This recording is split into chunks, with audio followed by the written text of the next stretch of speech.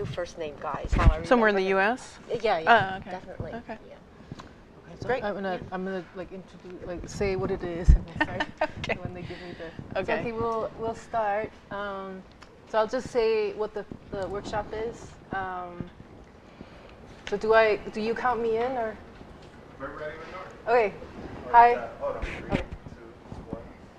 Welcome everybody to this is session 4 of our annual professional preparedness workshop, where we offer assistance and support and tips and advice on how to initiate your job search process. So today we're fortunate to have Mimi, our executive director of the architecture department, join us.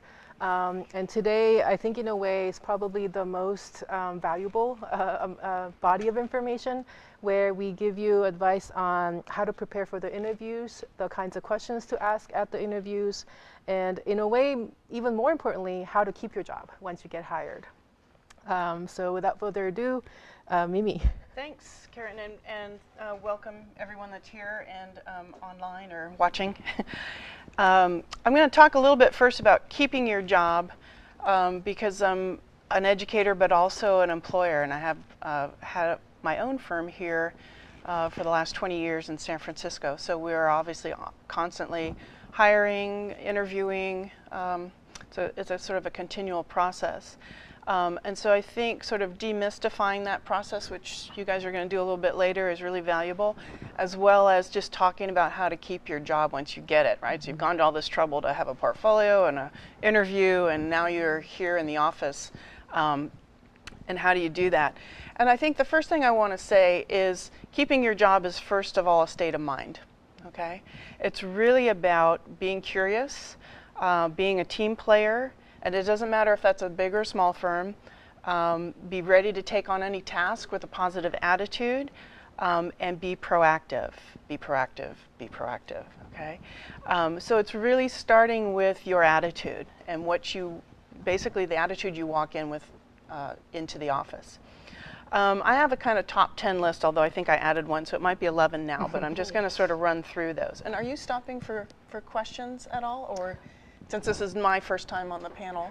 We typically don't, but okay, that's please fine. Let us know if we get questions from the online okay. students, and of course Sounds guys. good. Yeah. All right.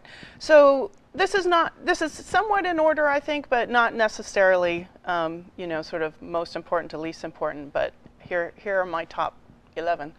The first thing you need to do is bring value to the team, right? You have to come in bringing value to an office, otherwise there's really no point in having them hire you. You need to think about making yourself indispensable. And how do you do that, right? Especially as a person coming in right from school, and you don't have experience before.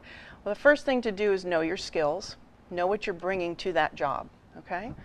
And I want to say know what to volunteer to do, in quotes. So as an example, you're sitting in a staff meeting on a Monday morning, and everyone's sitting around and talking about what they're going to accomplish that week and what the projects are. And let's say your supervisor, in the description of what needs to happen for him or her that week, says, you know what, we need to create a flyer for a community meeting that's coming up in a week. And you think to yourself, I know InDesign, I could do that. Raise your hand, right? Proactive, jumping in, saying, hey, I'd like to do that, okay? That's when people start to recognize I could count on that person. That person's going to take something off my plate, right? And it's going to make my life easier. I want that person on my team, all right? Way to think. Second thing I want to tell you is every task has a deadline. Doesn't matter if it's small or big. Every single task has a deadline. It's really important you ask your supervisor what that is. It might be an hour from now. It might be 2 weeks from now, but you better know it, okay? So if you know that deadline, and if you think, oh my gosh, I can't do that in time and I need help, then that's the time to vocalize that, right? Don't walk away from taking that task without the proper support, all right? So know your deadlines, okay? Take notes of everything your supervisor asks you to do. This is number 3. And don't leave the conversation with that supervisor unless you're clear about what it is you're being asked to do. If it takes a little extra time, your supervisor, I guarantee, will appreciate that you're asking questions. Because if you leave thinking, I know what to do, or I think I know what to do, but you really don't, and you have to come back to that person later, they're probably going to be annoyed. Like, why didn't you ask me this the first time? So take the time right then to make sure you know what that task is. Okay, so don't leave the conversation without that understanding. Number 4 is related. I like it when people who are working with me will repeat back what I said, ask them to do, just so we're all clear, okay? So you heard something, you took some notes, and I'm just, before I leave, I'm going to say, let me just go back over that with you and make sure I've got everything, right? So the fact of actually repeating it back to someone makes you really check and see, did I catch everything, okay? And then that might actually trigger some more conversation with them for clarification. So make that a habit, right? Repeat it back. Email. I want to talk about email for a second because a lot of our communication these days is email. Sometimes people will send a lot of things via email but not actually follow up to see that the person they send it to got it. It's really, really important as your own process to send something out but make a note to self, I'm going to check in a couple hours or the next day, whatever that time frame is that seems appropriate, and make sure they got it, okay? Because if you don't, then there's, again, that's eating up against your deadline. You think something's happening, and it's not happening. And then it's probably going to make you a little stressed out to try and, catch up, okay? So always follow up on your email. Can be a follow-up email, can be a call, either way, right? Just to confirm that you've given them what they asked for, they've received it, and they can do what they need to do, okay? 6, I would say don't assume it's okay to wear headphones and earbuds, okay? Many offices don't do that because they want open communication. They want people hearing what other teams are even talking about, even if you're not on that team, because it's part of a sort of horizontal education in the office.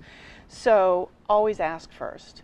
You may be on a real crazy deadline and say, I know what I'm doing this very singular thing, and then I've had staff ask me before saying, I'm working on this rendering. Is it okay if I just tune out for the next 2 hours or something? Fine, do it, because that helps you focus on a specific task. But always ask, okay? Make lists. We're all multitasking like crazy these days, right? I'm a major list maker. One of the web-based project management tools I use and I highly recommend is called Trello. It's free, Trello. It's free. It enables you to share a Trello board with your team members. So everyone can access it wherever they are, on a phone, on a computer, and you can basically create tasks and assign it to people. And then people can go back in and say, I accomplished that, but here's a new question. So there's a kind of a constant feedback loop. And it allows you then to also close out things and let other people on your team know that you've accomplished that task, okay? So that's really valuable these days, I think. I'm sure there are others in terms of web-based project management, but Trello is the one that we use in our office, and everybody loves it because it's super simple. Then, like I said, it's free, and you can scale it up or scale it down. You could even use it for your studio project right now.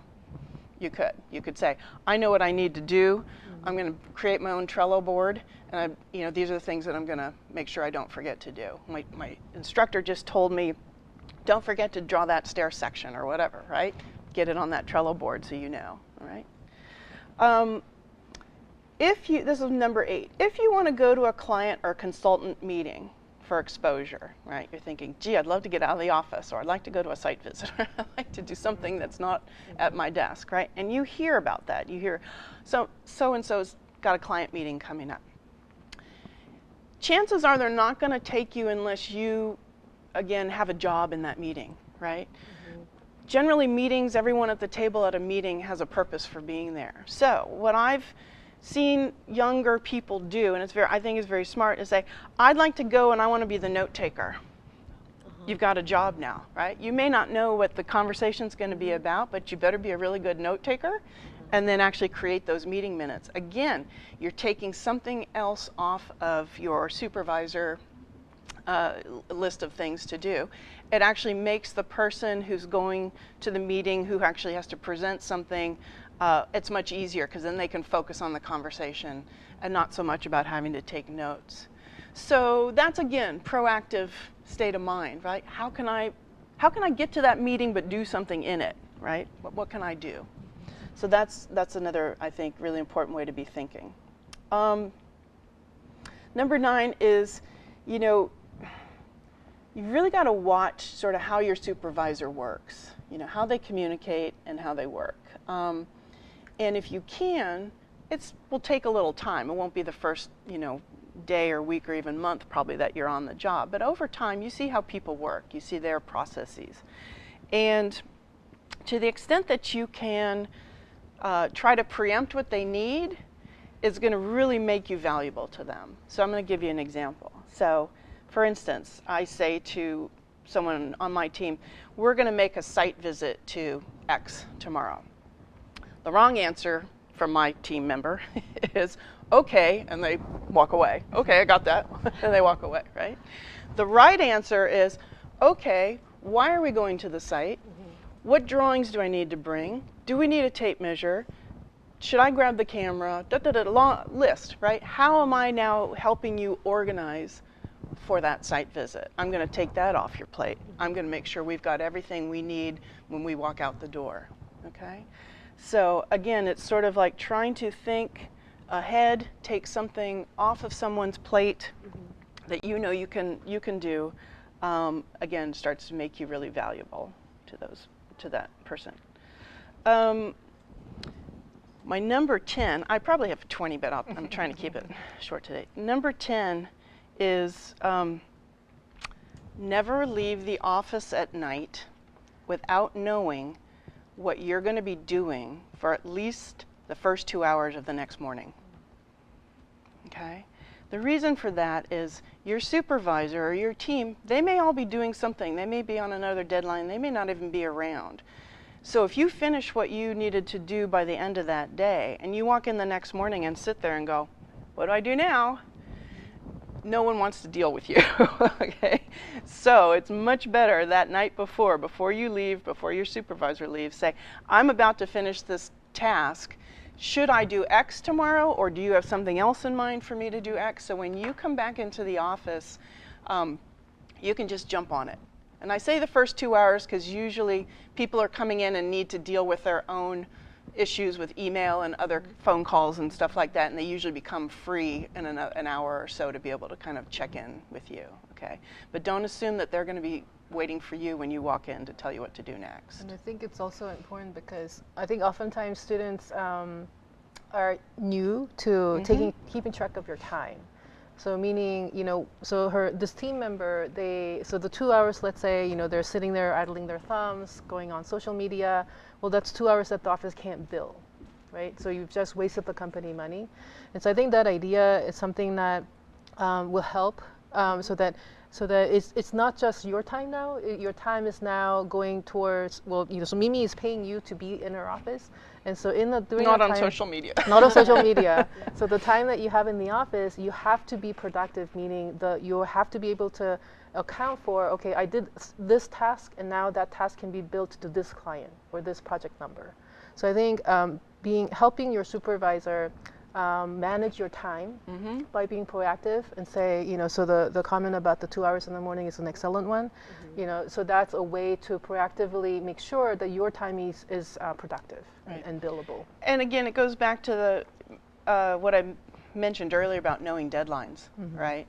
So it's really key that sometimes supervisors don't offer that information. They may be in such a hurry, they're just saying, hey, draw that section and I got to run, right?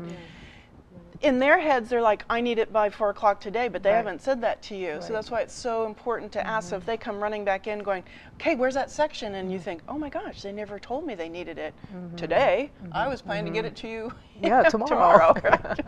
So that communication is so key to make sure the expectation is shared, right? So I think that's That's really important. You know, timekeeping is another really important thing, because sometimes offices don't want to share like maybe what the fees are, right, for a project. That not all staff necessarily knows that. But I think it's fair if an office doesn't want to tell you what they're charging the client, that's fine. But they should also have an expectation with that deadline to say, we think this should take 4 hours. We think this should take the next week of this group doing this, or you doing this, right?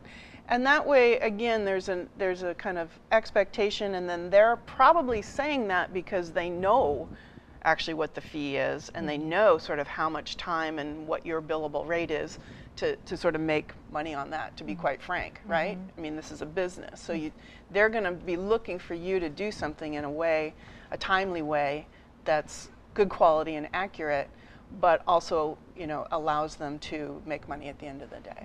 So that's important. Your time tracking is really important. And we have time cards. Everyone, even me, we all fill out a weekly time card.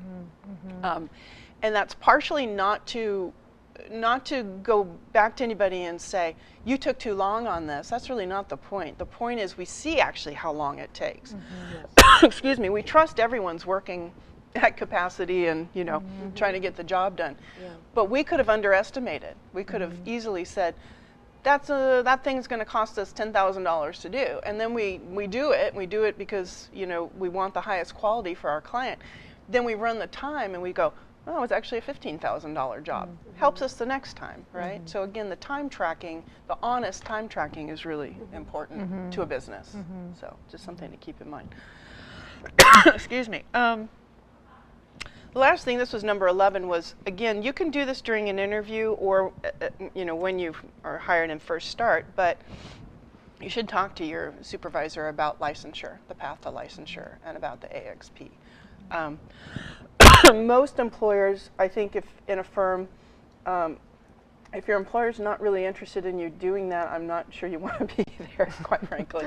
So I think it's a very legitimate question. I think most employers are very interested in helping new designers to that path, if that's what they're interested in doing. It's one of the questions we ask every interviewee coming into our firm. If they're not licensed already, do they intend to do that? It's important to us. That's if they say no, we might think, well, maybe we don't, maybe that's not the right person for us, because we really want people to be in pursuit of that professional license.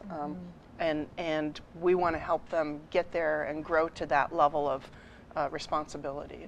It's important. And I think in general, you know, like two questions come to mind. So I think oftentimes as, you know, interns or, you know, as your first permanent job, you feel disadvantaged because you feel like you don't have a lot of leverage and maybe you shouldn't be choosy. So it's tricky, but you should be discerning and selective. And so, you know, questions like that, if their response is, oh, you know, we don't promote that or support that in our employees, it should be a red flag, to be honest, right? And you should come back and reach out to your mentors, your faculty, you know, somebody that you trust. You know, I asked this question, this is the feedback I get, you know, what would you recommend, right? It could be clarification, you know, further, you know, a more detailed question, or maybe they meant that there's a, you know, you have to be at the company for a certain number of years, you know, so that there's an investment. So it could be any number of things, but so the things to watch out for is one. And then the other is, so the licensure. So there are many, many ways to you know, be in this profession. That's true. But the licensure in general is something that, you know, us as a profession, we want to promote. It has, you know, political reasons. It has, you know, reasons beyond that particular office. So in general, the philosophy of all practicing architects is that as more people become licensed or they pursue that, the better it is for everybody in the profession. So I think, you know, it's questions, and that's why firms promote. They might sometimes, you know, help you, you know, offer time off, or, you know, cover some of the costs, or help you find a study buddy in the office. So there's a larger goal, like beyond the billing rates or what's good for this company that people are thinking about. Like the other aspect as an employer, when they hear that you are interested in pursuing your own licensure, is that they really understand a sense of goal making that you personally are projecting. So you have a set of ideas of where you want to be. And that's always helpful to know that a young professional individual has a set of challenges even beyond school. There is life beyond then this academic framework that is in this professional framework. You've made this investment in your education. This is then the investment into your professional and future life. And I often find that even in very large companies, licensure becomes an aspect of little bonuses. I mean, there are carrots, at the other end of the stick that become incentives, but the real incentive is your career that you're showing to your employer. I'm very serious about this profession. I'm going to continue, and I'm going to take this licensing exam and the path to it, and I want to contribute. And it sends that kind of message as well. And also when we put people at a slightly higher level into a project management role and they're meeting with clients want to know that that person is licensed. Even if that person has been working for 10 or 15 years and they have all the knowledge, it's a perception, right? It's a client perception that you don't have all that knowledge unless you're licensed. Right or wrong, it is what it is. It is credentials. It's right? credentials. Yeah. So it's really important that when we need to elevate someone to a next echelon of responsibility, that they're either really close to the licensure and going to get it soon, or they have it. And I think that's very common. Yeah. So because it is a credential that's externally recognized, and the firms want to encourage this, they often hold it as a condition for promotions, Right. or raises. Right. That's very true. So back to the AXP and having a supervisor in the firm, which is really important, and again, knowing that the firm is going to support you in that effort. As Karen mentioned, it does give you leverage. I know coming into a firm as a new and young employee, you probably feel like you don't have leverage, but in fact the AXP system provides that leverage, because if they're serious about sponsoring you, mentoring you through that process, they know that you need exposure to a variety of tasks, right? A variety of phases of work. And so if you spend the first year doing construction documents, great, you're capturing those hours for the AXP. But if that's all you do and that's all they're going to assign you to, you're going to then need to raise your hand and say, can we go over my AXP record? I'm pretty close to finishing my construction document requirement, and I want to finish the job I'm on, but can my next role be over here or in this capacity, right? So it's giving you the power, in a way, to then work with them to help get your next assignment, okay? And that's really important, that you don't get kind of pigeonholed into one thing, which is sometimes can happen because, gosh darn it, you're really good at that. Right. I'm just going to keep you doing it. Yeah, right? exactly. So it really is, it's better for you to really stay on top of that and, be in contact and say, I'd like exposure to X next. I think especially for entering young employees, young interns, it's the software skills. Because oftentimes you guys may be in the minority.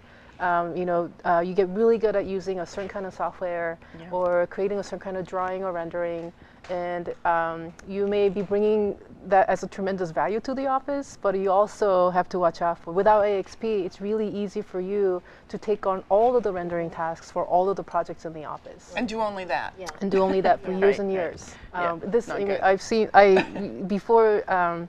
IDP, AXP wasn't required in California until when I was around. It was optional, and I saw my friends do that. So then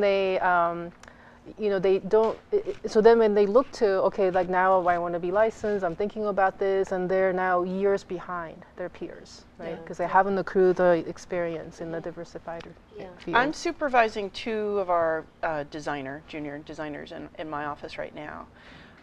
And we meet quarterly. So they send me their reports, obviously, through NCarbon.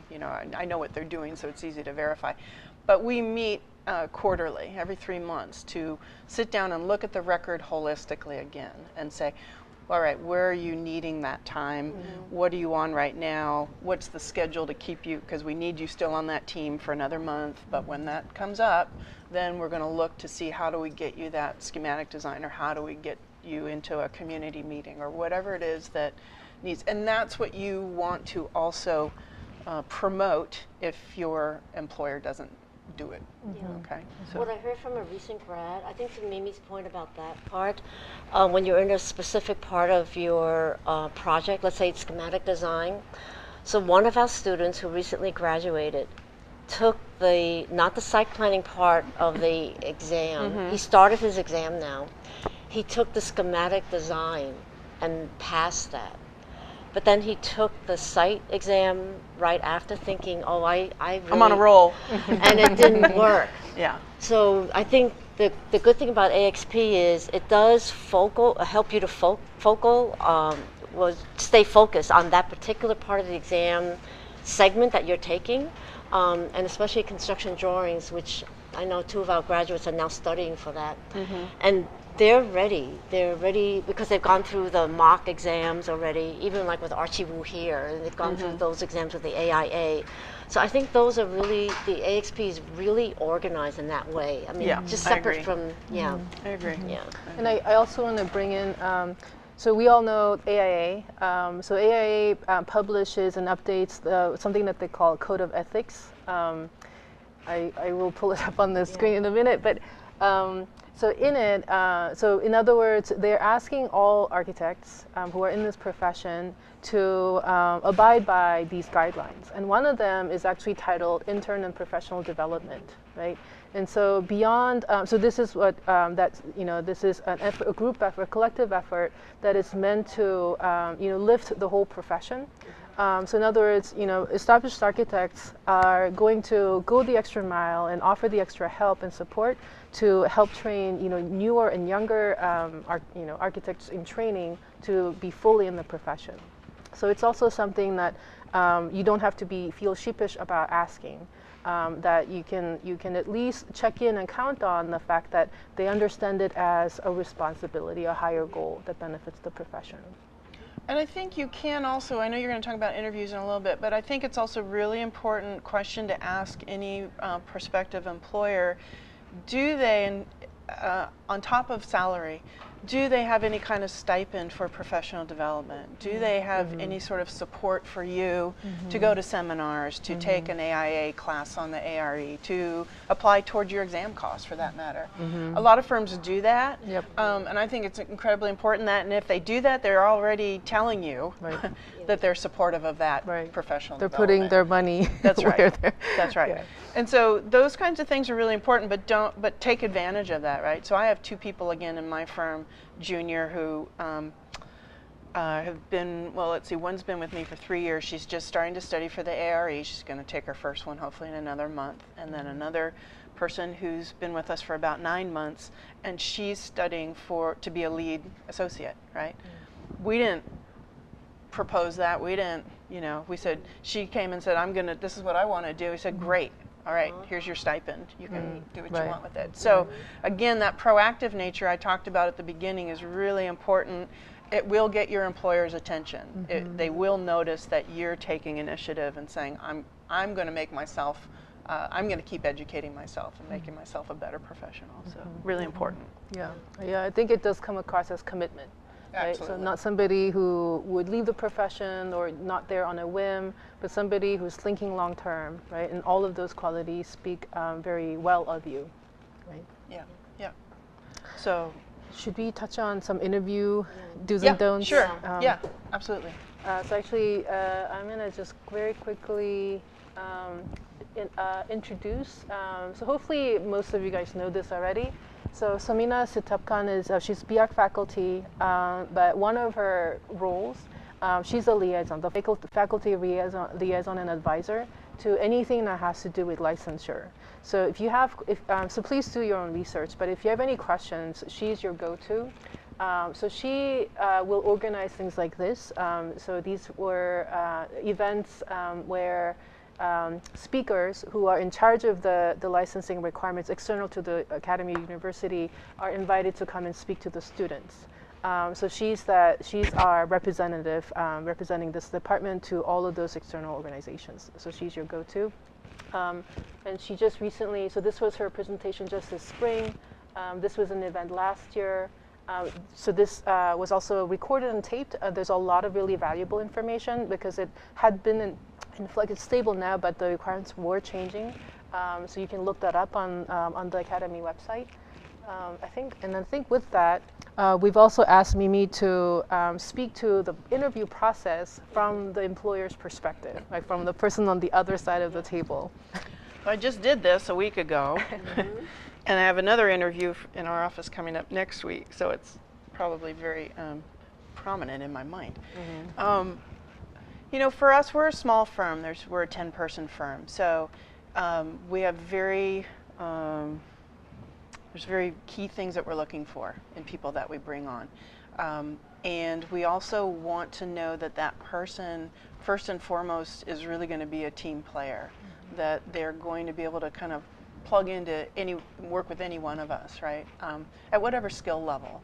So we don't actually spend a lot of time, I'll be honest, talking about software skills necessarily. If we see it on your resume, we trust that you are putting that on faithfully and that you can jump in at whatever level you're at, because we also know that we are going to teach you a lot, right? That's our expectation.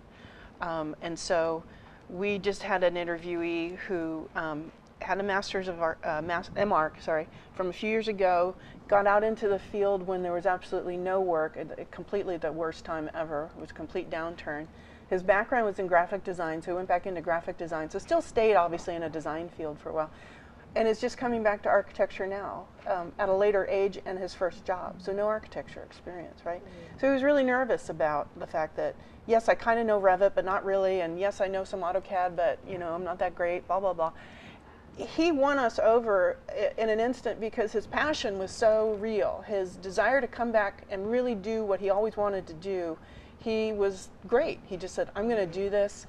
And we said, fine, we'll teach you Revit. You'll just learn right alongside other people, what our standards are. And that was really interesting because I think he was really nervous about the fact he wasn't coming with a whole lot of credentials as an older person, right?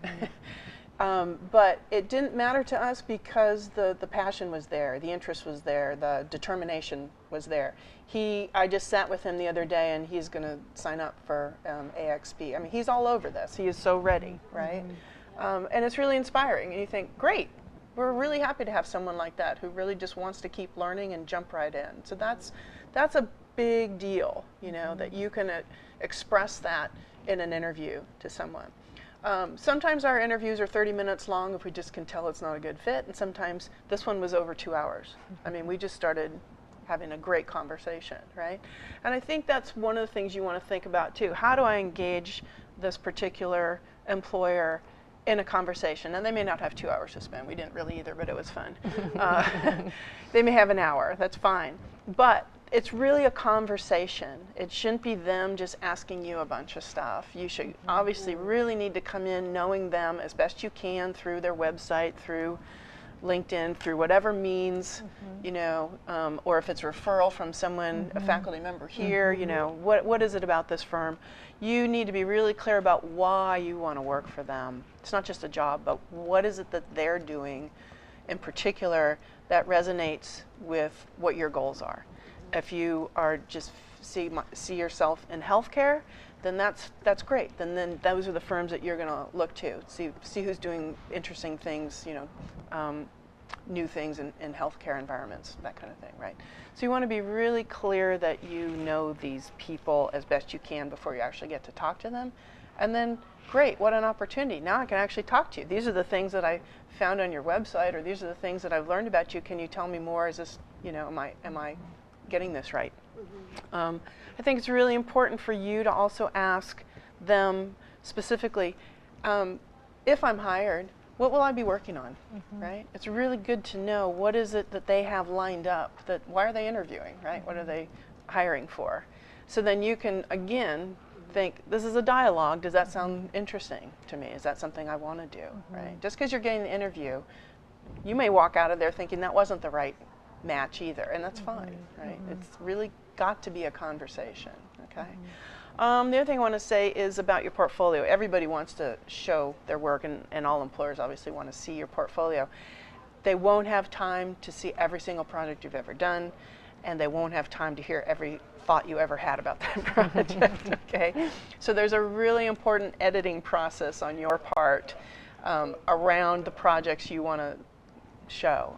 I usually ask candidates, just show me 3 projects. I don't need to see everything. I can actually see a lot without, you know, I can read, I can see drawings, I can see what you've done. I think that's such an important point that I think students often forget.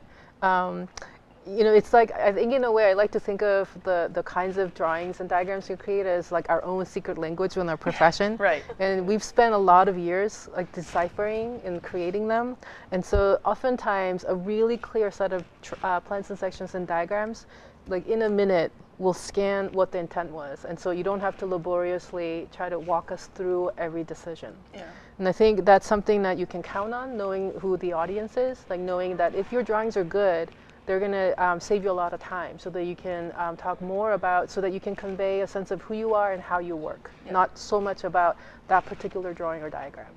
I think when I say like pick your top 3, then what's interesting to me is why did you pick that project? Why did it resonate with you? What was it about the program or the site or anything that you were like, I love this project. Why did you love that project? Because I got to learn about this. Or, you know, also hearing struggles is really it's not, it's a good thing. Yeah. You can say, I struggled with this project. I couldn't figure out the structure, or I had the worst time trying to, you know, get the site orientation right with this program to match, blah, blah, blah, whatever that issue was. But I finally found a way to do it. Here's how, right? It's showing your problem solving. It's showing that you cared to work through and find the best solution you could. Those are really key things that people want to hear, because that's what we're going to have you do. If I hire you, that's exactly what you're going to do. You're going to run into problems, you're going to run into struggles. We do it every day. And I want to know that you have the means to look at things upside down, backwards, sideways, and find a different way and ask for help. And ask for help. Know when to ask for help. Ask early enough, right, so people can respond. Right. And I think that it's tricky because, you know, of course, you know, we want you to be confident. You know, have confidence in your passion, the skills you've acquired. But at the same time, you have to show humbleness. I mean, let's be realistic, right? For many of you, this is your first job out of the school, and so it's a given that you're going to do a lot of learning once you start working. So while you have confidence and know what your skills are, know the value that you bring, be open-minded and humble enough to talk about these struggles, because you're not going to. It's a false illusion that you know if I ask for help, that means I'm showing a weakness in me, or that I'll never have to ask for help because I'll figure it out on my own. That's not why you're being hired for that position. Yeah. I think the counterpoint is that it's actually about the inquisitiveness of you yourself as an individual. Yeah. And I also, I've heard that it's also good if you can say to your supervisor, are there examples in the office that I can also look at?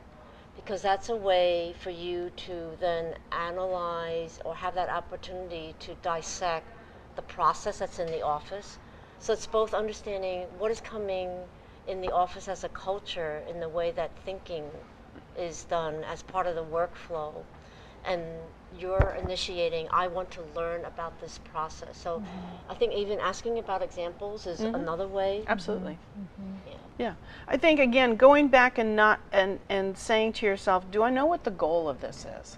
They've asked me to participate in this particular project or this task or whatever. Am I really clear about what the goal is? Because if I'm not, how do I get there? Right? So knowing what that goal is, or having your supervisor really spell it out. They don't have time to tell you how to get to the goal. That's okay. We're going to get to it in different ways, right?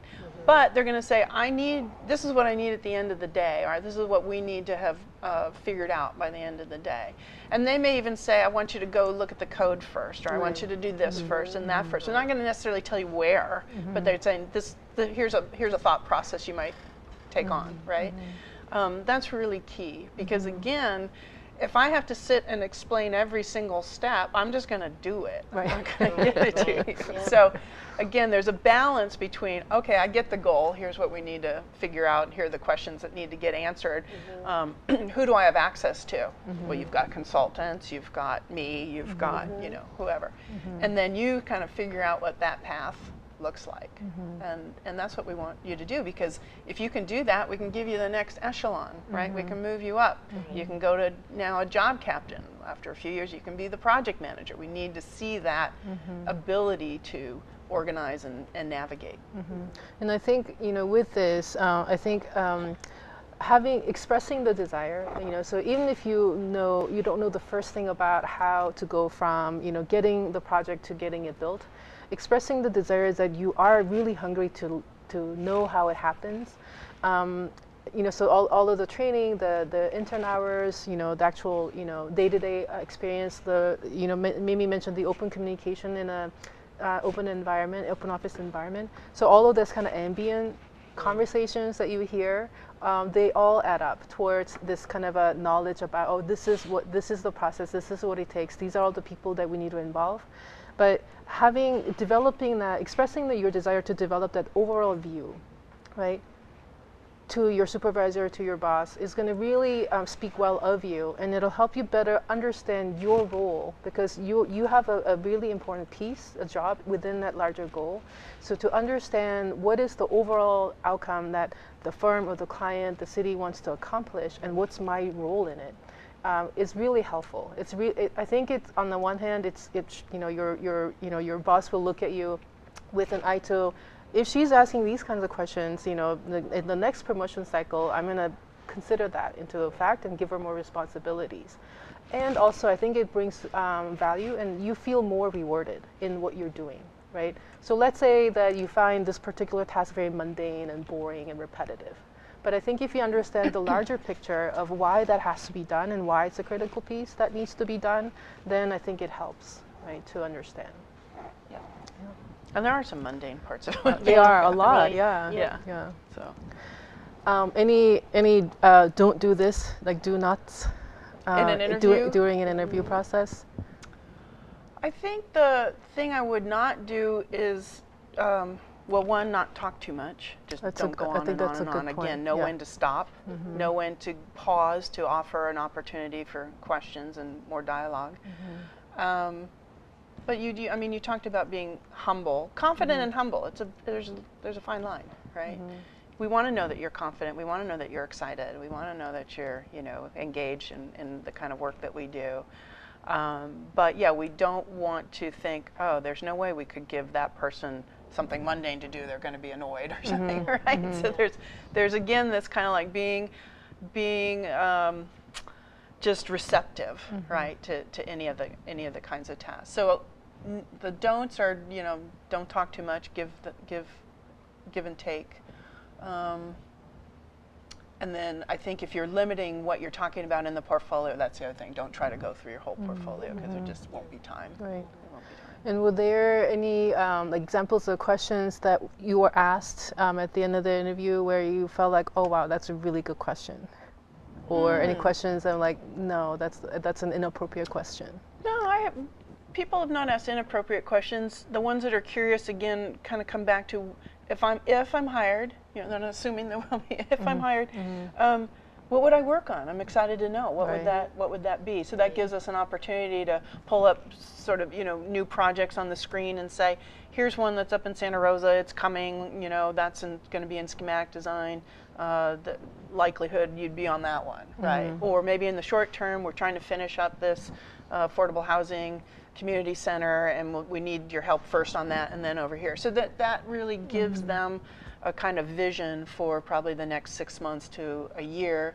And I think that's really valuable, because if you as the candidate go, that doesn't really excite me too much, then that's fine. That's fair. Don't take the job knowing you're going to be on a project, likely going to be on a project that really doesn't interest you, because that's not a good match. Right? So, and I think the fit is also an important idea. So again, in the beginning, early years, it's hard to be choosy, but that's what the interview process is really about, so they're trying to get to know you as a whole person to see if the fit is right. So there's a culture, so beyond the kinds of projects that the firm does, there's a culture that's within, so we call it in this school studio culture. So each firm has a studio culture, slightly different than the other.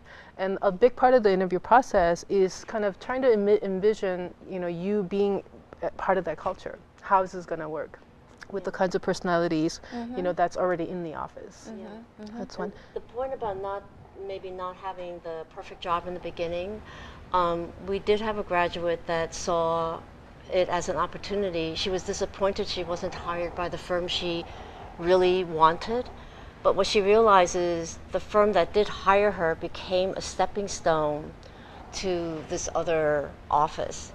And she hung on to her initial job for a while until she realized that she needed to grow, and then learn through the experience of this smaller practice that then just mushroomed and gave her then the platform to apply to this next other tier of organization, you know, much larger and much more global.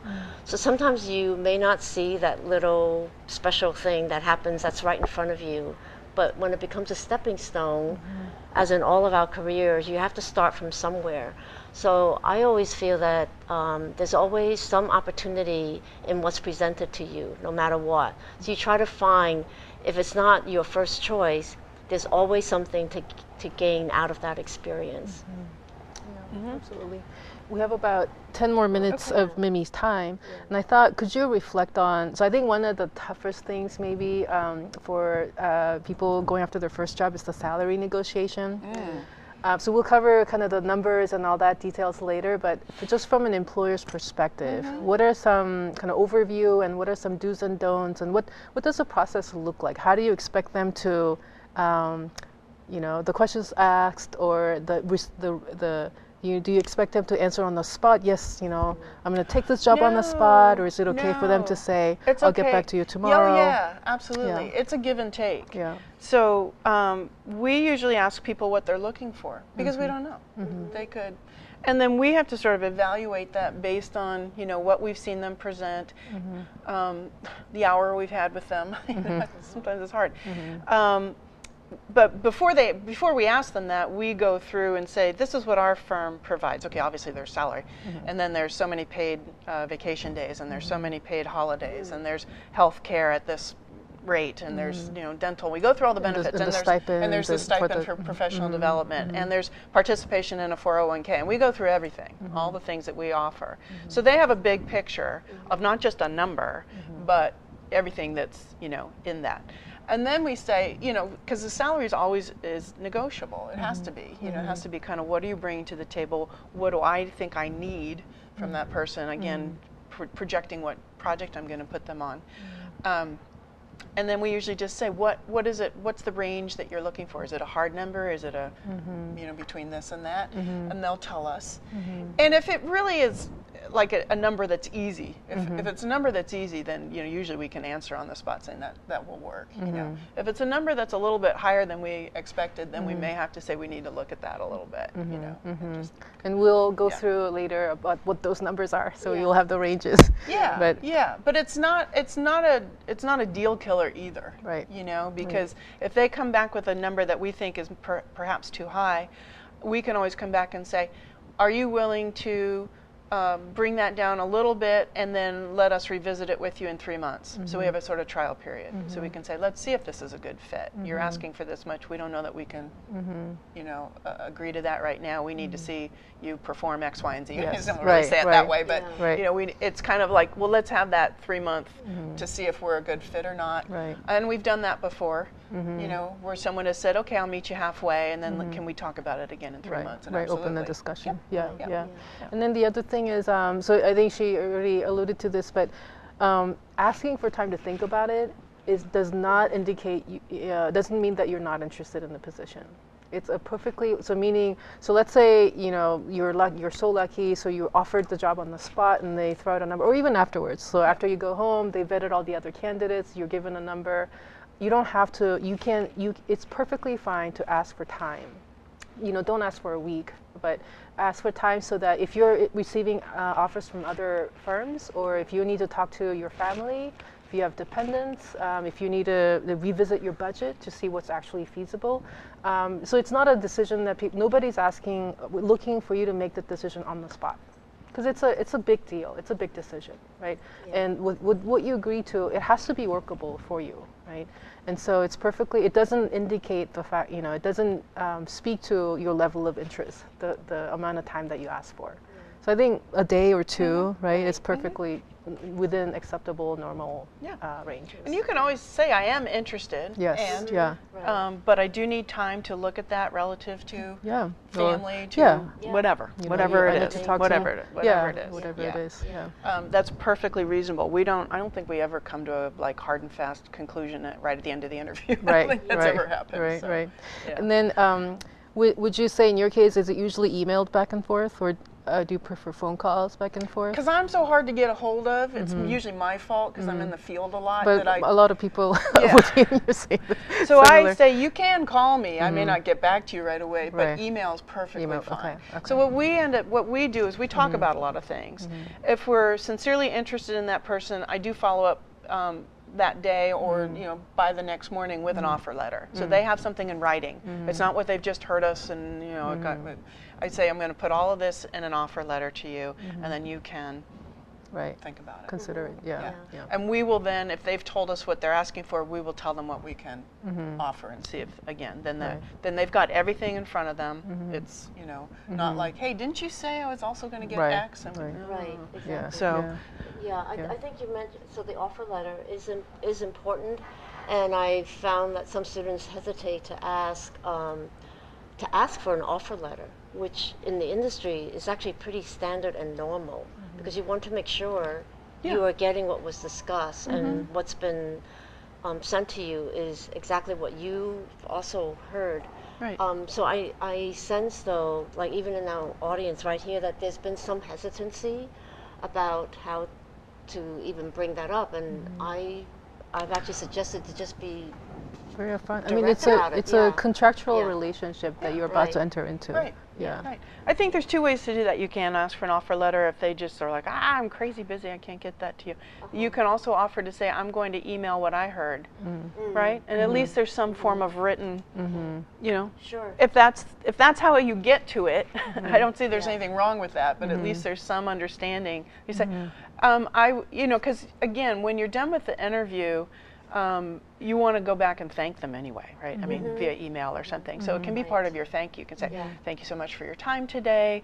Just to recap, here's what I heard. Please correct if I misheard something or misunderstood. So you're getting agreement. Somehow that's all you're trying to do with an offer letter or that kind of email is just, is this what we agreed to? This is what I think we agreed to, but It's a good way to put it in writing if the other person is Isn't- evading it or too busy to do it. Right. Right. Right. In the last couple of minutes, so I'm just noticing that at least our on-site attendees are all women, and there is such a thing as gender gap in pay, even in our profession, unfortunately. And I think especially for young women entering the profession. So the profession at large wants to even it out, right? They want more women in the profession. But I think I feel particularly protective of young women entering the profession so that how to confidently and appropriately make sure that you're not given a lower rate or number or any kind of discrepancy because of your gender. And so if you could now switch your hat and become now the director of the school, is there advice that you would give them in how they the negotiating process or even during the interview, how they carry themselves to kind of avoid as much as possible the gender gap in pay? Well, I mean, you're conducting yourself as professionally and as business-like as you can is certainly the first step. To not be, being relaxed and being casual are kind of two different things, right? Being relaxed in how you present yourself, but still in a very professional and business-like manner is really important, and not being so casual and kind of joking around and stuff. That's probably less, less impressive to the employer. So I don't think anybody would really do that, but just maybe it doesn't beg saying. As far as the salary and negotiation, you have to do your homework. Yep. You have to be equipped with having done your research into surveys, into all the different venues that are out either online or the AIA compensation survey. All of that, you have to be armed with that, and you have to say, this is the job. And let me back up for a second. The other part of that offer letter should include what your job description is, not just the the terms and benefits, right? And I'm sorry, I failed to mention that, because that's really important, because what is it you're doing? What is the title they're giving you? If they're saying you're a designer and these are the things that we're having you do, that's much easier than to look up in a compensation survey or other online platform that does those kinds of comparisons and say, oh, I should be right here. They're calling it a designer. That looks like what I'm being told I'm going to be. So I'm in that range. And so before you ever get there, I should be in the $50,000 to $60,000 range. I'm just making that up. Yeah. We're going to go over all that. Yeah, I know. Yeah. And then they come back and they go, well, we're going to, we start everyone at 35. And you go, I don't think so. So, but you know that, right? It's not like you have the confidence to say, and again, I know it can be uncomfortable, but I think it's fair to say, that's interesting. Here's my research. And, politely, my research shows that the job description we're talking about falls in here. Did I misunderstand the job description, or blah blah blah, whatever. There's ways to talk about that, and they may go, oh shoot, we haven't looked at that information for 7 years. We thought everybody was starting. You never know. Right. Yeah. You never know. Yeah. So do your homework. Come in knowing I don't know if the surveys that you're showing are split, or have gender. It doesn't. It doesn't actually. That's an interesting point. I think that's actually good, though. In some ways, make it blind. Because the number is a number, no matter who's. But there are are surveys where it's volunteer anonymous. There are surveys where you can see the gender. I think that. I see it. I see the gap. I know. It's good information. It's good information. But so we'll go through all this. I think the AIA's compensation survey is probably one of the more reliable within the industry, because people respect the AIA. Yes. They may say, "Oh, that's some fly-by-night, website you're looking at, and how do I know that applies here?" Like, for example, this is a poll, but this is an individual volunteering the information. Yeah. Whereas the AIA survey, it goes to the firms. Yeah, I just finished one of those the other day. Right. Or maybe it's been a month now. Time flies. But we get one every year that says the new one's out. Yeah. What do you pay for this level, this level, this level, this level? We're a small firm, so probably and then I don't know, big firms. Different rate. Yeah. So you can, and we usually buy that every year. We usually buy it for whatever it is. Oh, you do? Yeah, often, because we want to costly. Well, it's okay. It's a business expense, but you can look back on it and say, oh shoot, we were not really very good. We need to catch up with that person. We've done that before. We're like, ooh, we were not paying them very well. We're going to bonus at the end of the year. Seriously. And I think this actually brings up in just the last few seconds before Mimi leaves is, so let's say you started at the entry level salary, and let's say years pass, and typically you'll be asked to do something called a performance review, where you self-reflect on how you've done, and you'll hear feedback about your supervisors. So it's a really good time to because I think sometimes people comprehensively review all the salary levels and norm. Sometimes they don't. So you can self-advocate for yourself, right? And ask for it to be reviewed. Your salary. You can wait a year, but I would advocate people say, can we have just a casual conversation in 3 months? It may not be salary based unless you talked about that from the start, but it could be performance based. So at least you don't get blindsided if they don't think you're doing well and they're not really telling you, right? Right. So 3 months is a pretty good indicator of, we see you meeting deadlines, we see you doing, we would like you to work on this, we'd like you to work on that. It's, that we do that with all new employees. There's always a 3-month review. It's not necessarily formal, but monetarily based. It's more performance, like, here's what we see you doing, but we need you to improve on this, that, and the other thing. So that's your report card in the office. And the other thing we do, and we tell people this, because we're a small firm, we don't always know if we're going to have a boom year or not a boom year, right? It depends. It's cyclical, too. We do give bonuses at the end of the year. If we're in that position, and we have been in the last few years, we do give bonuses because we want to reward people for, getting us to that place. Right. We can't necessarily sustain that by. Right. So it's different year to year based on how the firm does. Yeah. But we're pretty transparent about that. We say, hey guys, we had a really good year. Here you go. You all contributed. Cool. So that's a nice piece of information to know about a certain practice. But the stepping stone of the performance review actually can contribute to, the bonus. Absolutely. Right? Because it's a criteria in that. Right. So in a way, being proactive again Yeah. ahead of time about the smaller periods of performance reviews actually builds your own professional development to be much more valuable. Right. Yeah. Right. Right. Yeah. So. Well, thank you, Mimi, My pleasure. for joining Thank us. Yeah. Yeah. It's Get out been there really, and interview. Yeah, really valuable. Yep. Thank you. Thank you. Fun. Thank you. Thank you all. Okay. Thanks. My pleasure. I'm off to a construction site. Sorry, I got to run. Fun. So we are gonna keep going and actually, like, tell you how Talk to to you later. research your salary positions. But I'm gonna go turn off this notification.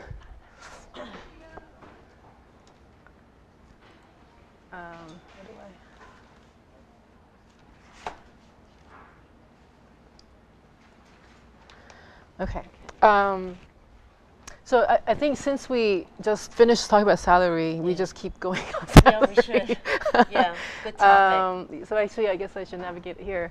So this is the compensation report that Mimi was talking about. Sorry. So it's, I don't know, like I mean, it's great. Mimi as an employer, it's great that she buys it, but it is $375. But you can also go to this website. Yes. So if you go in, you'll get something like this, where you'll see the definitions. I'm sorry, I can't see that far. Position description. So this is what Mimi was speaking to. So you want, of course, entry-level positions will have lower amount of salary. So you want to make sure that that's correct. So entry-level emerging professional is what we want. And then it's sorted by region. So for us in California, it's the Pacific. But obviously other states fall under other categories. And then the bottom, so this you may or may not have this information where it says revenue. So that speaks to the size of the firm. So a large multinational global corporate firm will be at the bottom end of the range. A smaller firm will be at the higher, towards the top of the list. But so if you plug in these criteria, what pops out is this number. Right. So what this tells us is in California, for an entry-level intern, your median, what you can expect to ask for and be offered, is close to $50,000. Right. That's what. And you can click through the other. So to see the range between small and large firms, you can click through these to compare the numbers to see the range. So this is the kind of research that Mimi is requesting that you do. So if you have this information and it's and the AIA is particularly well respected and reputable, then you have really good grounds to counteroffer. Like if the offer is if you offer something lower than this number, ask them why, and let them know that you've done the research and that you felt that there was a discrepancy, and ask them the reason why. Right? Other research. So I did want to. So I think I took it for granted, but I did come across a young student recently who, because I think you guys are okay, the degree first, and then the first internship or first job, and so she kind of forgot that, of course, if you're in the profession for 5 years or 10 years, your salary goes up. Yeah. And so I just pulled one. So Architect 1 is so at a 5 or more experience, the same criteria, Pacific, California. So about $20,000 more, $70,000. So you can go all the way up to the positions. It goes all the way up to a managing principal. So you can see the ranges. But the good thing about you showing that is you actually can see the stepping stone to the next position. Yes. What is that criteria in performance that you're grooming your experience to? So in that way, it's also good to look ahead. Yeah. Because you would say, Yeah. I'm going to Actually, go let from me show you. internship to Yeah. job architect, Right. a project, yeah. Right. So this is, I had to cross out the interns because Yeah. the AIA recently, the word intern has been controversial because it also implied unpaid interns, which is unethical and in Yeah. most cases illegal. So Right. the AIA, in order to avoid the confusion, so intern now only applies to students. So not free, paid, but students who are working summer jobs or working part-time. So for the salary compensation, they've replaced intern with architectural associate or design professional. So that's what you're gonna find. Actually, in the pull-down menu, you'll see emerging professional, and then because this change just happened, so they're putting in bracket, formally intern. But this is a job description. So the level 1 is entry level, fewer than 2 years of experience. So these correspond to the salary survey brackets, to 3 years of experience, to 3 to 6 years of experience, 5 or more, 8 or more, 10 or more. Right?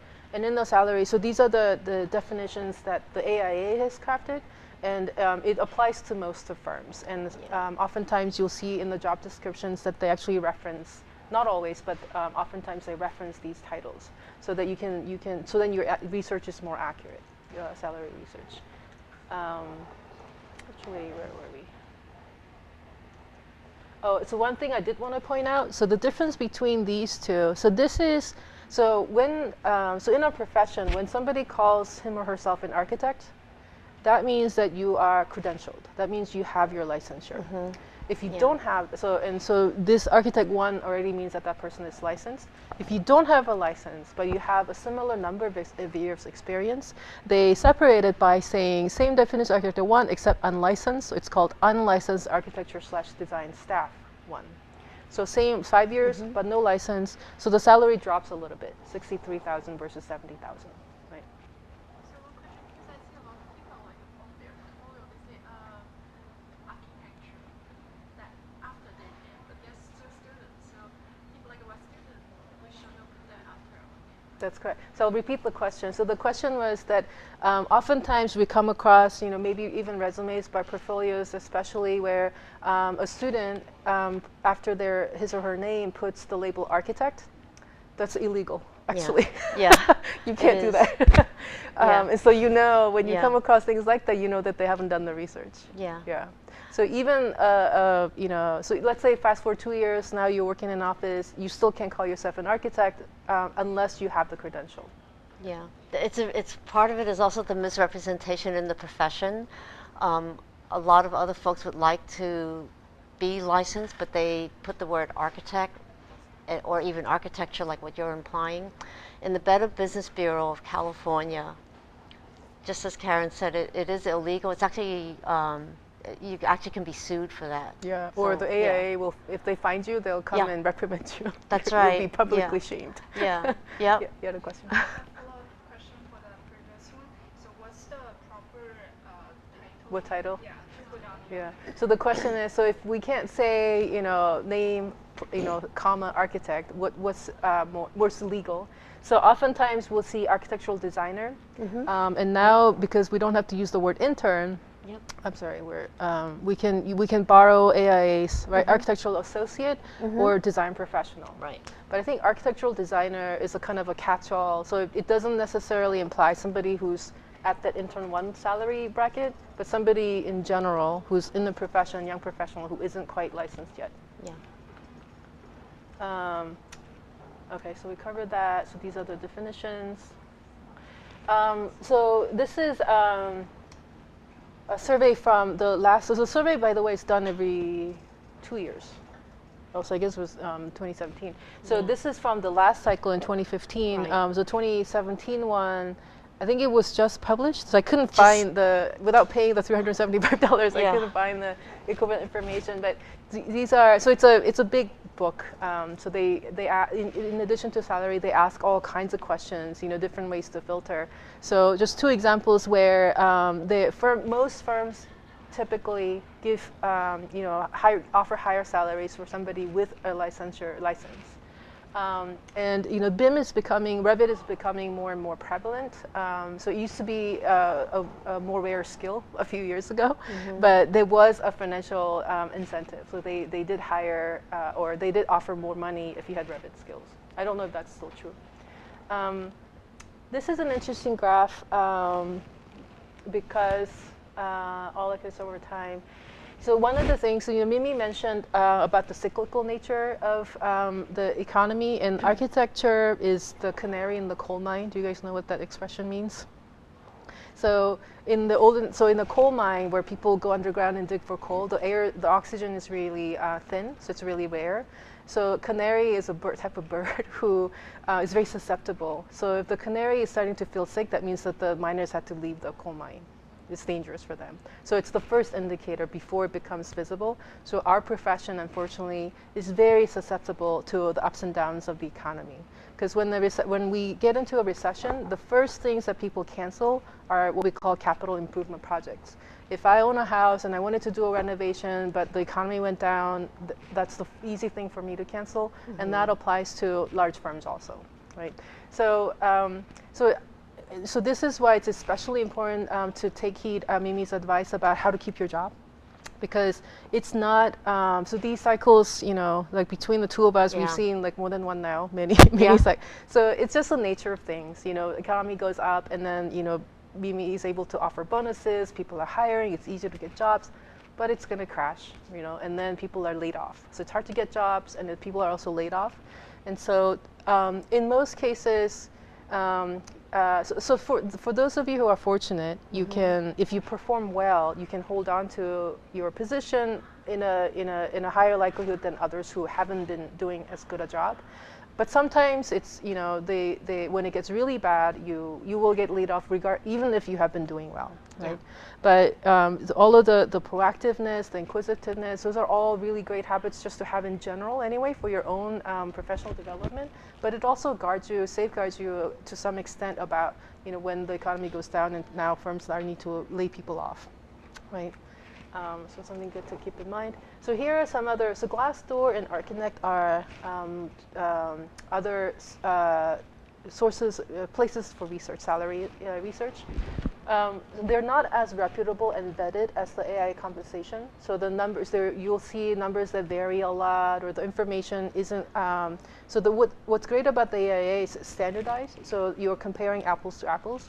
Whereas these more kind of crowdsourced sources of information, it can really vary. So what you're looking, so you want to remove all of the outliers and kind of look for a pattern or trend, but it's a good source nonetheless. And so in this one, we are showing this as an example because it does list a lot of the. It's really good research for you to do if you're applying for this and prepping for interviews for the interview questions, because I pulled up.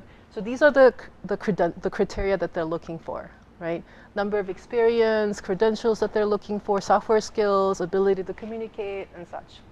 And then these are in the bottom paragraph, this is what, you know, this is the firm saying, you know, in return, we're going to offer you this package, right? So it includes not just the salary, but, you know, other benefits, right? So your research, when you are getting ready for the negotiation, so the top list and the bottom list and the number and the you know, do they offer, what kinds of medical insurance do they offer, what are the benefits, those are all proportional, right? So if you get an offer from another firm, but their, you know, package is different, then you have to account for that in the salary number as well. So here's another one. So here we have 62 for San Francisco and 52 for national, but I'm not sure. I think that's at a higher end. So here's the Archinect salary poll. So I found this interesting because it collects whether they're male or female, as well as whether they're grads or undergrads, and where their degree was obtained, and whether they work at corporate firm. It'll say boutique firm, and so you can kind of see not only the size of the firms, but also, you know, I think unfortunately it's very common to find that interns or entry-level people who work in Starchitect offices, they get very low money. And you can see some examples of this. So they'll say Starchitect, and then you see the number, and you're like, oh my God, how do you live on that? But this is a really good, and so this also gives you can also filter by location, age, gender, job title. So it's a really good backup research for your salary. So I pulled up San Francisco. So this is kind of for less than 1 year. So this is the range. I think under 20, I think this is okay if you're still a student, but if you're graduating and if it's unless there's some other circumstance that, you know, it could be that your benefit package or your stipend is really robust, and so the base salary is low, or there may be other conditions. But in general, I think something in this range, like 22, 24, something like that, is a healthy number. And a good thing to know, because it's actually come up before as an intern, the minimum hourly rate in San Francisco is $15. Right. So you should not be working for less than that. You can go to a McDonald's and get $15. You might as well, Yeah. right? Yeah. Yes, it's good, also good research. And so these are broken down by hourly per hour, and so that number, if you multiply it by the total number of hours in a year, they come to what I think Mimi referenced, $50,000 to $60,000. That's the window that we're looking for. And just a quick, I don't know, this is something, I think we all kind of learn to do because, so the number that you multiply the hourly rate to get to the annual is 2,080. So that's if you work 40 hours each week for the number of weeks that firms typically ask you to work, the total number is 2,080 hours. So if you see a salary number like this, you divide it by 2080 and you get the hourly and vice versa. Okay. So I think I'm going to actually jump to advice from our alumni. Yeah. And so I think I'm going to actually do this to get there faster. So we've solicited some quotes from our alumni. And one of the things that I thought was really helpful was, so one of the takeaways was that alumni advice, it's a life, it's a life-changing decision, right? So we already spoke about how there's no expectation that you have to respond on the spot or within the hour. But make a really informed decision. Like, so think about who are the people that you need to solicit advice from. What's the budget calculation that you need to do, right? So weigh all of those factors, before going back to the negotiating table. But anyway, so this is some of the. So in terms of the interview process, so Mimi already mentioned that you're not going to have the luxury to go through. Because all of you, the projects that you put in there, you probably have presented it at least 3 times, 2 times, right? Mid-review, final review. So you can't go into that automatic mode and just recite what you did. And so it really has to do with how you synthesize. So meaning having done all of that, so the projects in the portfolio for most of you will have been a year, maybe even 2 years ago. So now that you're reflecting 2 years back afterwards, what other larger learning lessons? How can you use the themes that you're going to talk about, the struggles and in the project that speaks to you as an employee, so that the person can envision you being the problem solver, being the proactive person, being inquisitive. Research. It's really, really important. You will feel more prepared, and that'll come across in your body language. You'll feel more confident. You'll have intelligent questions to ask. It really is a must. And so what that tells us is that it's a lot of time commitment. Looking for a job is a full-time job. Yep. So this student, she practiced. So I think this is really important. I think most of you have experienced that for your, say, studio projects, if you rehearse your verbal presentation, you do so much better during the actual review. It couldn't be truer for interview process because I think it's normal for everybody to be a little bit nervous, right?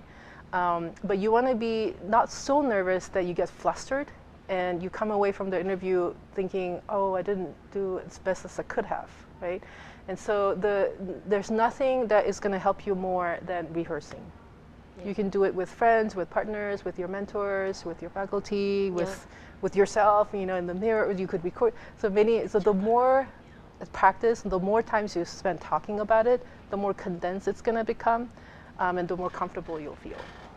And I think especially because if a lot of you, if English is not your first language, it's really important to, because oftentimes you get flustered and you lose the vocabulary. It's the first thing that goes, right? You can't recall the words. And so the rehearsing, the practice is key. Okay. I thought this was interesting. So oftentimes, so I think nowadays we can't always assume the media in which that your portfolio will be in. Sometimes it's a hard bound book. Sometimes it's a screen, right? It's a multiple. So you want to, I think, kind of pull yourself out of the situation and look at have empathy, be the person on the other side of the table, and think about their experience of what you're asking them to do in 30 minutes, right? And so, so oftentimes it's good to consolidate what you're going to show them as much as you can. Meaning, so don't do like first year of studio in a book form because you happen to have made a portfolio then, and then pull out your laptop and so consolidate as much as do one or the other. If you do a digital media, a device, don't ask for Wi-Fi code. Make sure the battery's charged, like basics, things like that. Don't embarrass yourself. Save the file locally and all that, and make sure that you practice looking at whether it's print or digital. Because you're going to turn it so that it's right side up for them, and you're going to looking at it from upside down. So you have to practice presenting it upside down, right? And oftentimes, or sometimes, I think the exceptions to this rule, where you don't only have to have everything in one place, is especially I think it depends on what it is. But let's say you have an internship experience from a previous office, and you have a working set of drawings, right? That you have that you didn't want, because the portfolio is very edited, so you didn't want to like pull snippets of what you did, but you wanted to present the whole drawing set as that you worked on as a team member. So you might bring that, or other, like if you have a particular, I don't know what else it could be. I was thinking about the portfolio book that a lot of you've learned to make with Mary Scott. And I think the earlier point about highlighting the key 3 critical projects first, I've seen that some of you would just tab those projects because they may not be in the same order when you go to a second firm because you want to emphasize something else.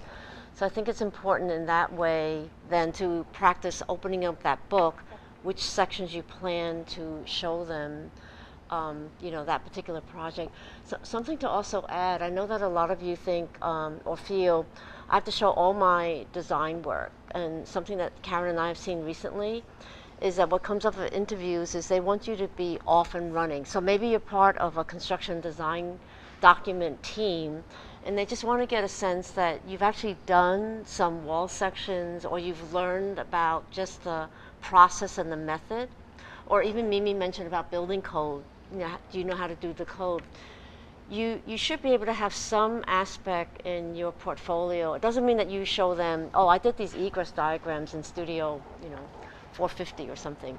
But you should be able to say, well, in this particular project, I did learn about the building codes. Oh, here's my wall section class. Like, be ready to tab that piece. And then also, if you don't happen to have it, you always can offer to augment that, right? Even after the interview. So I want to say that sometimes the portfolio isn't the be-all, end-all. Yeah, if it's full of renderings, then you kind of get labeled as, oh, that's the rendering person. Yeah. And I don't know if the person has had experience drawing wall sections or doing a more technical drawing. But I think so in the grad program, the wall section, is it a required class? Yeah. Okay. Yeah. Put that in. It's a really great class. Great class. It's a really great class. Yeah. Put the model in. Put the drawing in. Like it's a really great class, and to the extent that it's makes sense, the comprehensive design. Yeah. Because it shows it holistically. Right. And also the Revit skill is how to present your Revit skill in your portfolio. All you have to do, so in the portfolio, if it comes up, if they want to know, all you have to do is, okay, this project, like these set of drawings were done in Revit, right? Yeah. And so sometimes people, I don't know, I feel a little bit weary, but sometimes people will ask about the workflow just to see that, you're not plagiarizing or whatever. And so they'll ask about the workflow, so, which tools did you use for which aspect of the project? Did you start in Rhino and then come into Revit and then did you go to Illustrator and whatnot?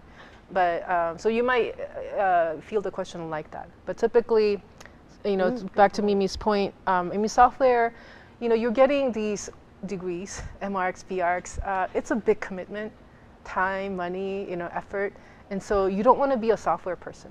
You don't want to. You don't need the degree to become a renderer or Revit person, right? But it's a tool. It's a basic tool that you have to have in order to be productive in the office. But it shouldn't be your biggest selling point. Okay, so in terms of the salary negotiation, So she shared that she spoke with 3 people. One was her dad. One was somebody in the profession. So she shared different kinds of information for each one. One was a friend who's similar, similar years, like recent grad, but in a different profession. So she really did her homework, right? She reached out to everybody in her network to get feedback, right? So that she's making a good decision. Ask for, so in her, so I think you get going back to the gender, the gap and the pay in terms of based on gender. Don't be afraid to ask for more, right? So she happened to interview with a corporate firm, right? So it wasn't a small firm. So they gave her a number, she did her research, and then she asked for she asked for 8.5 more, and they came back with a 5% increase, right? That's worth it, right? Don't be afraid to ask. It doesn't hurt to ask. Okay, so if you get interviews, even if you are not particularly fond of the firm or you didn't like their website, whatever, still go on the interview for 2 reasons. One, if nothing else, if your first impression was correct, you get practice. 2, oftentimes, companies, not all companies have the luxury of updating their websites. So sometimes it doesn't quite speak to how things really are in the office. And so being there in person, talking to the person is really the best way to get to know the firm, right? So that you don't miss out on an opportunity. It takes a lot of time. So she's sharing that she didn't anticipate how much time it would take. So she did it over the summer, and she had made all these travel arrangements to go on trips and such, and she regretted it at the end because it made it very stressful. And also when the firms do call you back and say, oh, can you come in for an interview, she had to work around the dates that she was going to be out of town. So it was really awkward and inconvenient. Okay, so before the interview, research. The firm, obviously the firm website. If you know the name of the person who's going to interview you, go ahead and look them up on LinkedIn. It's okay if they can see that you've looked them up. I think it actually speaks well that you're doing your research in advance. If you don't know the person at the firm, you can just scan. So usually in firms, they will list under what they call people or our team. And in most cases, they'll list the leadership, people who, one of them is going to be interviewing you and making the hiring decision. So you can look them up. And I think something like this is a good, so even though you have an immediate goal in mind, in the way that you kind of reflect and speak to the conversation that Mimi was speaking to, is reflect, spend some time with yourself and your mentors thinking about where do you want to be in 5 and 10 years, and how could you work backwards from those goals to ask for, to use as a criteria for the kinds of positions you're looking for the kinds of experiences that you're looking for. And this goes back to the point that Yim is making about, if you don't end up with the firm that you were in love with, end up somewhere else. It isn't so much, so let's say 2 years later, 5 years later, it isn't so much the name of the firm, that you're going to then present to your next interview. It's what you make of the experience, right? So wherever you end up, whether it was your first choice or second choice or third choice, think about how to maximize your learning potential so that the experience that you take away with you is still really valuable at your next place. Research. Interview questions. So, the alumni who shared, I skipped over it, but so she said they do really ask, tell me about yourself. And I think it's such an open-ended question. So you have to have, so rehearse, right? So expect something like that, a question as open-ended as that to be asked, and just rehearse. It doesn't mean that you have to revisit, like your entire life. But always filter it through the lens of the profession. Why are you there? Why is this person talking to you, right? So pick out the experiences that are relevant to the major that you've chosen, right? And why you're picking this firm, right? So if you have, I think I often find it's helpful, like if you have, in your family or within your network as a, person growing up, if you had an architect, if it exposure to architecture through parents or relatives or something, I think that's relevant. Or, you know, I know you switch majors, right? So you could talk about that. So that could be a starting point. Why did you switch? And right, so it's even an open-ended when it's open-ended like this, it's always about your relationship to the profession. Yeah. Right. Yeah, I think there was a aspect that I think Karen mentioned in a previous workshop, but also Mimi highlighted it in a slightly different way today, which is when you talk about yourself, that bit of the struggle, so it doesn't have to be, you know, 10 minutes of just yourself about the struggle, but you gently weave in how you achieved success through working through a difficult moment, right?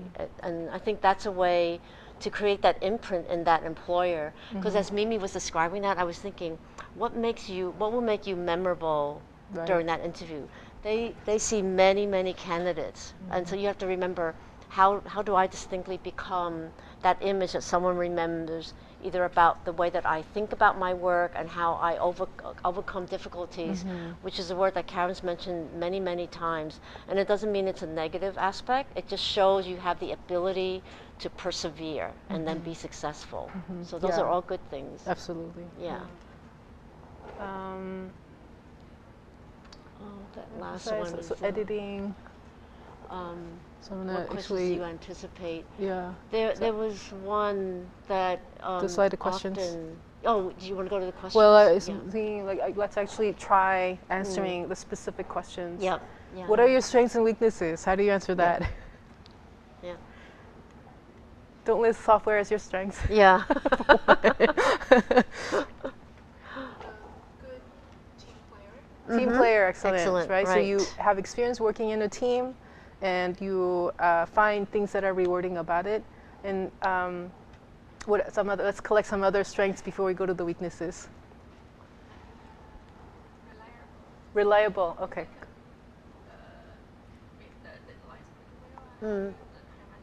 Great. Time management skills, reliable, dependable.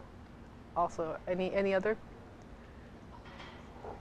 Energetic. Great. I have a lot of energy. I'm really enthusiastic, and that's a big value, a big plus. Okay. Any other? No. So weaknesses. So like this is my own personal strategy, because nobody so you want to be honest and truthful, but you also don't want to focus on, like, air out all of your laundry, list all of your weaknesses. So oftentimes my own personal strategy is I actually couple them, because on the flip side of your strength is something that isn't. So for me, in my case specifically, so as one of my strengths, I list that I'm very detail oriented. Like, I notice things, I care about detail, I care about all of the little. So, but on the flip side, I also have to really remind myself to see the bigger picture. Right? So one or the other by themselves may be negative, like partial, but it does tell you that I have awareness of something that I tend to do, and something that I have to make an effort to do. Right, so you couple it as a set of strengths and weaknesses. That's a great way to answer that question. Yeah, so like we could do something similar to like team player, right? So, I mean, it could be something like discussing, and maybe there was a point when we were doing a group project or in another context where it was hard, it was challenging, there was a stumbling block, roadblock. You could talk about how you overcame it and how you became a better team player, how it was a learning experience, right? Or like if it's dependable, I could imagine that sometimes you rush through something just to get it done, and does something else suffer, and is it an effort for you, right? So you could couch it in the same way, because I know myself to be a good time manager and dependable. I have to make an extra effort to make sure that the quality is being met or whatever, right? So I think that's a good strategy.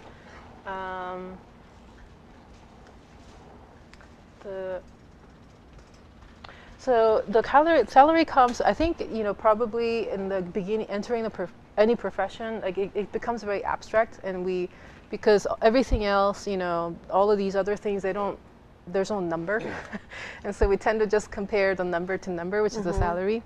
And this is where speaking to as many people as you can, including your family members, is really helpful, because I think it's hard for entry-level people to quantify. So oftentimes, sometimes you'll see that the base salary is lower for a firm because the package is really robust. And for the company, it's not just this number, it's the total number, right? To them, it's quantifiable. And that's a very fine Yeah. point to really understand because the mistakes have been made for that very reason, that there's the thinking that the salary, which is really a base salary, I just know that a graduate didn't find out that the base salary included what that firm was thinking of as the benefits as well.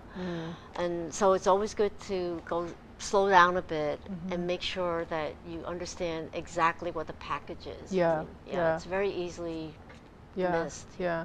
So I mean, as a baseline, most firms will offer some kind of so 401ks are retirement, right? So they'll offer something.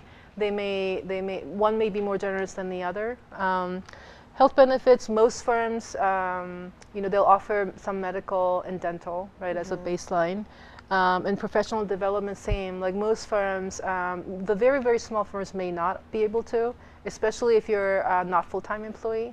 But if you're a full-time employee at a kind of small to mid-sized firm and up, they'll have something. Either they'll reimburse you for something, or they'll let's say you want to attend a conference, or they'll pay for your exam fees. So those are kind of standard. Vacation and sick time, paid holidays. So nowadays people call it PTO, right? So it used to be separated, but it's all one bucket, meaning these are the number of days that you're excused, you have off from the office. So 20 days, I think, is about. It's averaging. Like about 20 days, right? So however you divide it up. So the total number of days, and so that's something that you can compare firm to firm. So we went through this.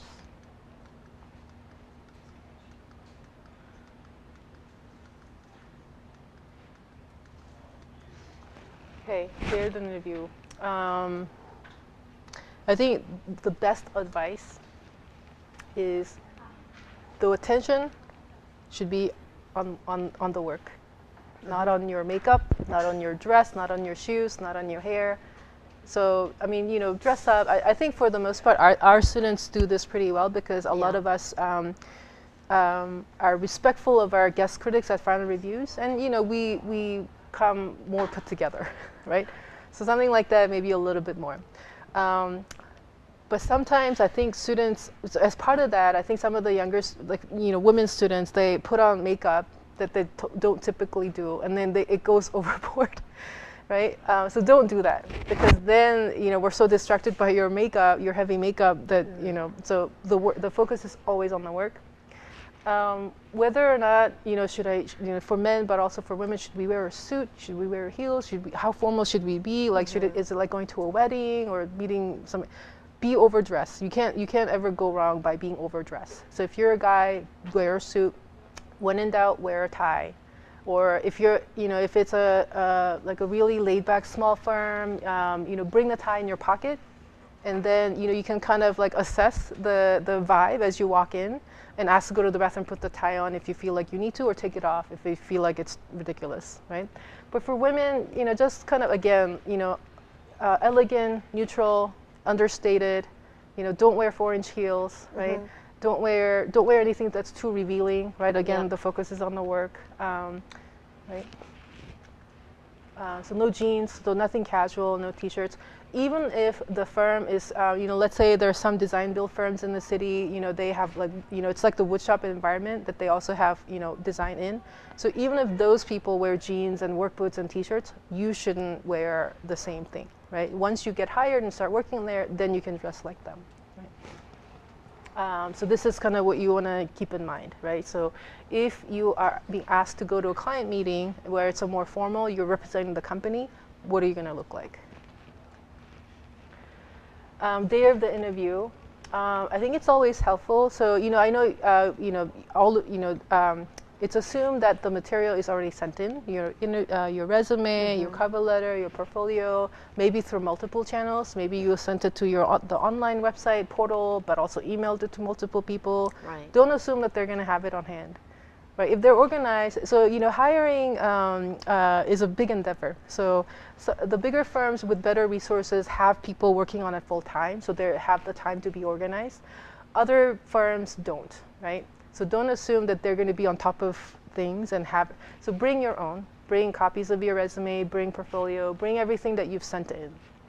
And this is kind of my personal, I really appreciate when somebody sits down and they, like, first thing that they do after they have their stuff is a notepad and a pen. Right. It just speaks volumes, I feel like, right? Even during the interview, because a lot of information is exchanged, right? So you're telling them about yourself, but they're going to tell you about the firm and about the kinds of work that they do. And it's a lot to retain. And if you start taking notes, it'll actually help you to form questions at the end, right? You know, you said this, you know, tell me more about, you know, that effort, that project. So obviously, nothing buzzing, right? And the Wi-Fi connection, yes, it's true. Everywhere you go now has Wi-Fi, but I think we still, you know, you probably have experience that so many things can go wrong, right? And it eats into. So if you're given 1 hour, you can spend 20 minutes trying to connect. Never, it's a no-no. Never do that. Save it locally. Oh yeah, so don't have, you know, iced coffee cups, keys, right? Put everything away so that you're, you know, shaking hands. And also arrival time. So, you know, of course you don't want to be late, and so you can be overzealous and arrive too early. Hey, go to a coffee shop. Don't go too early to the office because, you know, the person who's going to interview is not, they're doing something else. They're in a meeting, they're doing something. So 15 minutes, I think is good, you know, before. So if the traffic was really light that day or whatever, you arrive early, go hang out somewhere else. Yeah. I want to add one more thing about the handshake. You should practice the handshake. Oh, yeah. And I think the most impressionable thing is to be able to extend your hand out. That really just says so much about just your person being a professional, being respectful. But we really should go through a series of practicing your handshakes. That's a great idea. And also eye contact. Yes. As you're doing that. Yep. Yeah. Right. Yeah, it speaks to, I mean, it's a little thing. You may feel, it may be awkward for you because you haven't done it or not in the habit of, but just the simple thing about, you know, extending and making eye contact just, you know, comes across as more confident, right? That you're ready to see yourself as a professional. Yeah. Yeah, so like sitting posture, you know, don't get too comfortable, you know, like lean forward, you know, have the pen in hand, eye contact. So, oh yeah, the last piece. If you get asked a question that you don't have an answer to, be honest. Don't try to make up an answer. Don't try to, because it's so obvious, right? I think we all. So, you know, if they ask you something about the profession or something that you didn't think about or didn't prepare for, just be honest. You know, say, you know, to tell you the truth, you know, I didn't think about that question or I have no experience in that. But then if it's something that has to do with your work, something you presented, and it's something that you didn't rehearse, say that, but then try to share your thought process, right? Think of it as an assignment that they're giving you and on the job. So you're asked to respond to something, come up with an answer. Well, I don't know the answer, but I would probably go through these channels to get to the answer, right? Yeah. So try to share the thought process. Yep. Good listener. I think this is easier said than done, especially when like we're kind of nervous and at the notepad. This is why the pen and the notepad really helps, because sometimes when you're kind of flustered and nervous, you hear it and you were listening, but you forget, right? So that,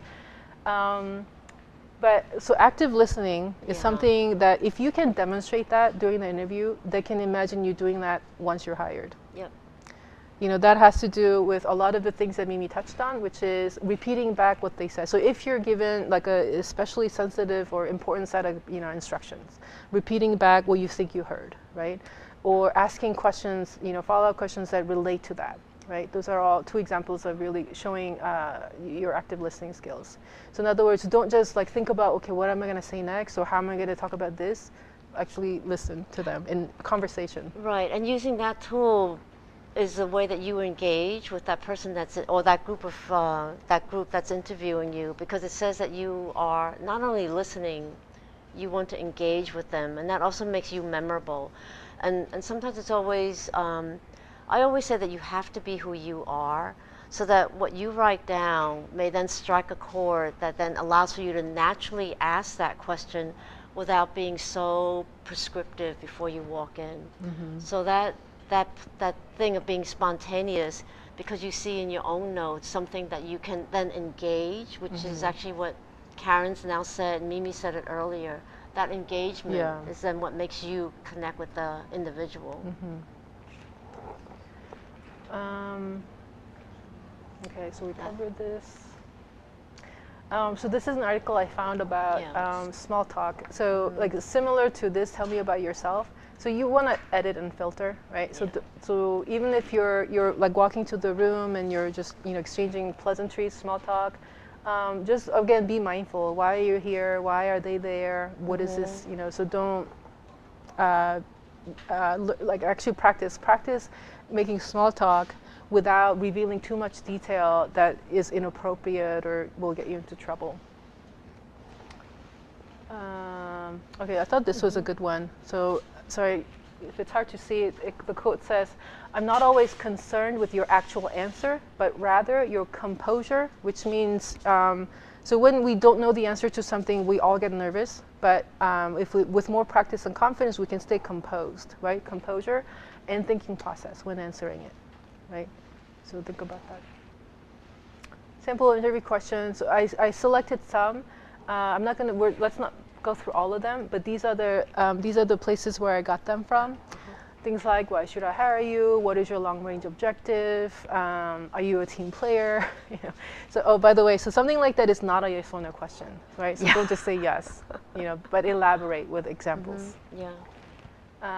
Weakness, strengths. I think this is really interesting. So if they don't ask for this, you may offer this in the way that you talk about as another way to make yourself memorable. So again, you have to rehearse, right? You can't do it. This is hard. This is something. So by the way, all of these questions would be really hard to do on the spot without preparation, right? So think about whether it's in the context of a previous internship experience or a project, something at school, something in your personal life, but still related to the profession. Some kind of a struggle or conflict, hardship that you overcame to show your resilience and problem-solving skills. Oh, this was also interesting.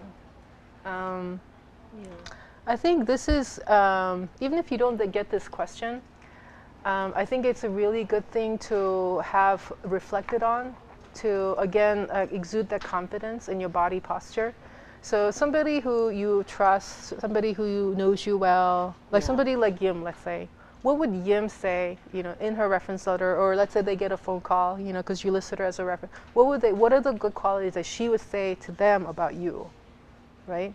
And so again, like these are not, so you don't have to worry about, am I being modest, immodest, is it true or not true? It's somebody's objective opinion of, somebody who's gotten to know you over the years. This is what they see in me. This is what the strengths that they would promote in me. Really believe it and hear the words and let that confidence come through in your body's posture, especially when you negotiate your salary. And then some other examples of questions.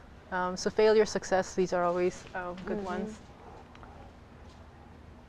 So these are some examples of questions that you would then ask them at the end of the process. So you've gone through your portfolio, they've told you about some of their practice, their firm, some sample questions about what you could ask them. So starting with the bigger picture, so they may tell you, the person might be like mired in the day-to-day details.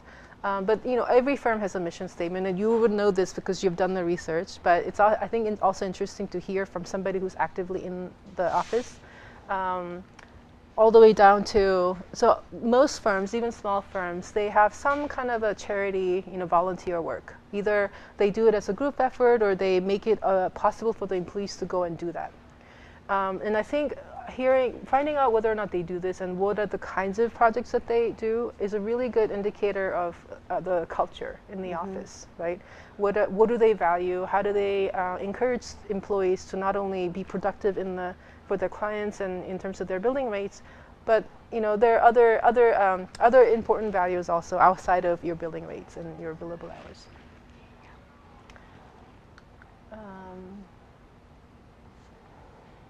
And So to the extent that you feel it's relevant, so sometimes in a larger firm, you're interviewing with not the principal, the partner of the firm, but somebody below them who report to them.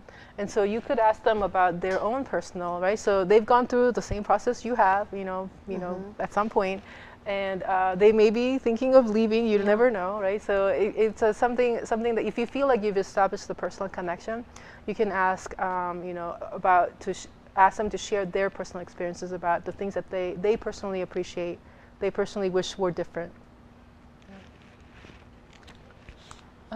Okay, after the interview, thank you emails.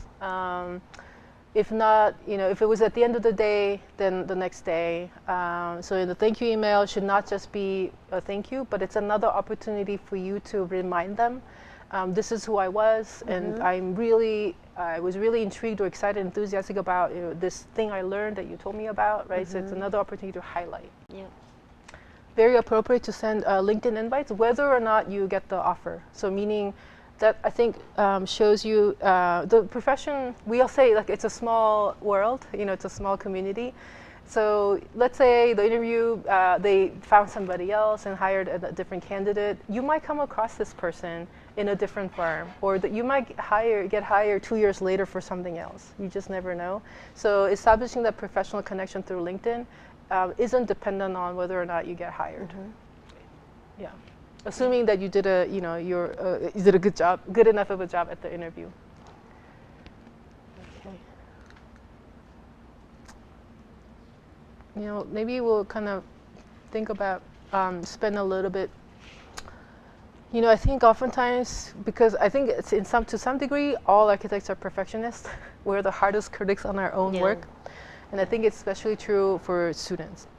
So, you know, when you present your work, you might see all the different little ways that it could have been better. Like I could have made this layout better, the project better, the cover letter, whatever. But during the interview, don't go into that mode. Right? So don't apologize, don't be defensive. Don't say things like, oh, I'm sorry, the text is too small. You know, well, I didn't, you know, so, oh, this diagram, you know, you're missing a label, you're missing a typo, or why the plan looks incomplete. Well, we didn't have enough time. Like, don't do that, right? So it's not professional and it's immature. So the best recourse is, you know, catch the typo, fix the typo, you know, rework the drawings, make the text big enough so that you can read. But you know, so if something you know fell out of your attention, you didn't quite fix it, then you know look for other places where the information could be gleaned, right? But don't take it as a personal attack that you have to then apologize for.